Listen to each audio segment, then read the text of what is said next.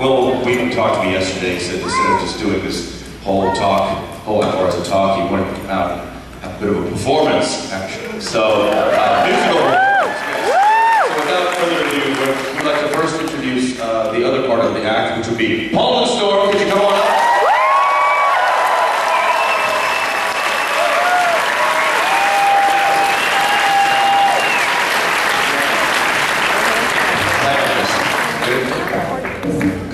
Good morning. Good morning. Good morning.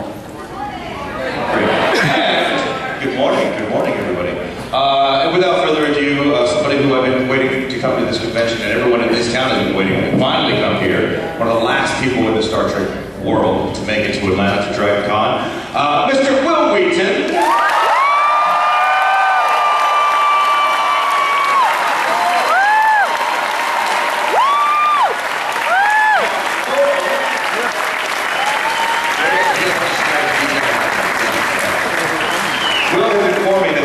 Cosplay outfit.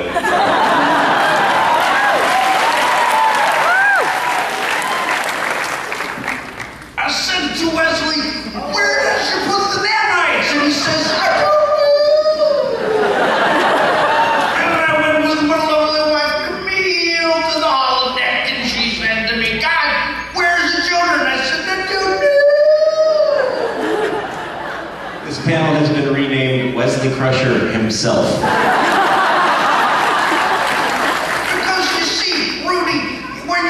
To the outer space, the reverse polarity of the navigational deflector must be set before you leave space dock, or you go into the pudding pops.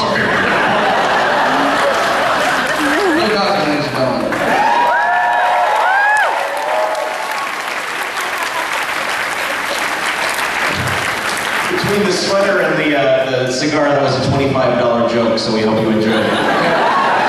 If you'd like to offset the costs of that, you can feel free to throw money at us. And by us, I mean that. This microphone is feeling short. Alright. Just relax and go with it. Everything's good morning, DragonCon. I'm surprised anyone's here at 10 o'clock on the day. Bacchanalia of DragonCon. Oh, you're a doll. Thank you very much. Paul and Storm, she just bought the cosplay bit. He has a subsidy. This is awesome. Like Garrett said, I decided that rather than sort of talk about Wesley Crusher, I would tell you a story that happened when I was Wesley Crusher. It's a story that I love. And it's a story that I originally published in my book, Dancing Barefoot, and I excerpted it and put it in my book, Just a Geek. And Paul and Storm and I do a show together called Woodstock. Are you familiar with this show? A few of them? Okay, all right, good. If you don't know what Woodstock is, apparently ask the person next to you. We travel around Woodstock, and when we can't get everybody from Woodstock together, we do a show called Wil Wheaton versus Paul and Storm, and that's when we first did the show that we're going to do for you today. But because this is DragonCon, and because there is such epic cosplay at DragonCon, I felt that it was very important that I sort of put in a little extra effort, really make it worth your while to come out here at 10 o'clock in the morning on a Sunday. Was it Monday? I'm sorry. It feels like Sunday. It's second Sunday.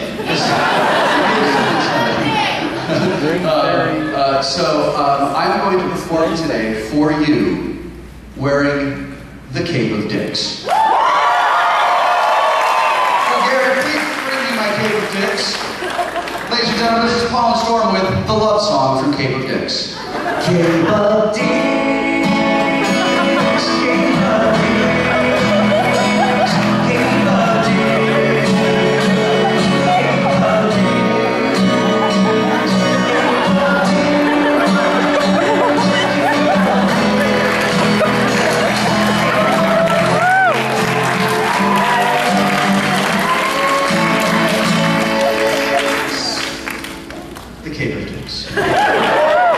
Much like my beard, I exist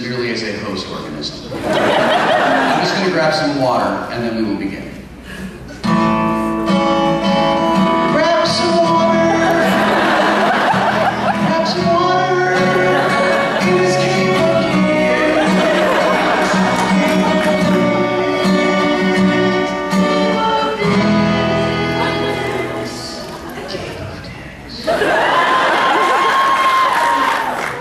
Before I begin this story, I have to tell you two things. The first thing is that if you find yourselves being offended by the Cape of Dicks, you should leave before I start telling the story.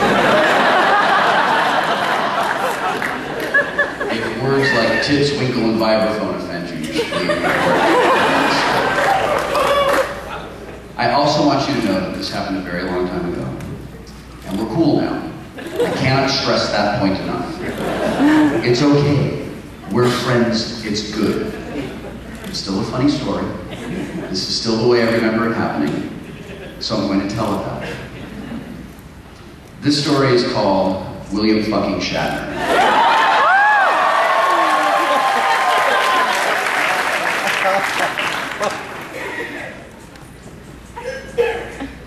I first went, I'm 2 words in. Second Sunday.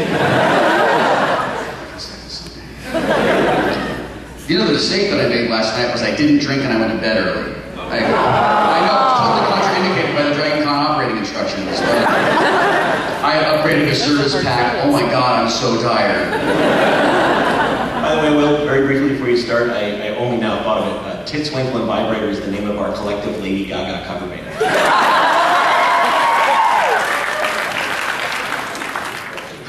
Thank you, I'll write that down. The story is called William fucking Shatner. I first met William Shatner on the set of Star Trek V in 1988. I was 16. I had been working on Next Generation for 2 years at the time. We were enjoying some success with our show, and I was intensely proud of the work I was doing. When I found out that the original series cast would be working next door to us for 2 months, I was beside myself.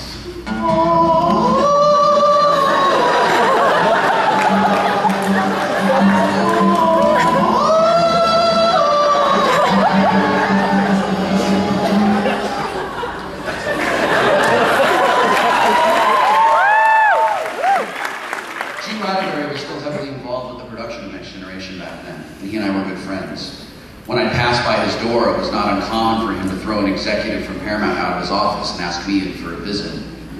He knew that I was a fan of the original series, and he knew that I was more than a little intimidated by these actors. He offered several times to make introductions, but I always declined. If I was going to meet these legends of science fiction, I was going to do it on my own.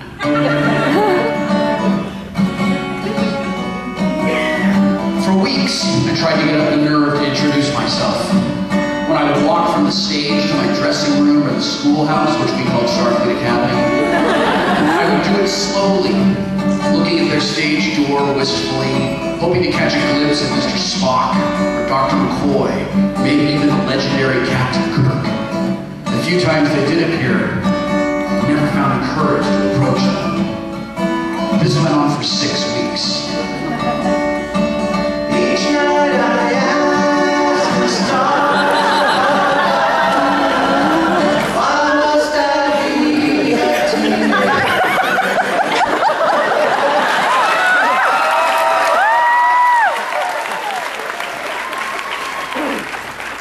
Word got around.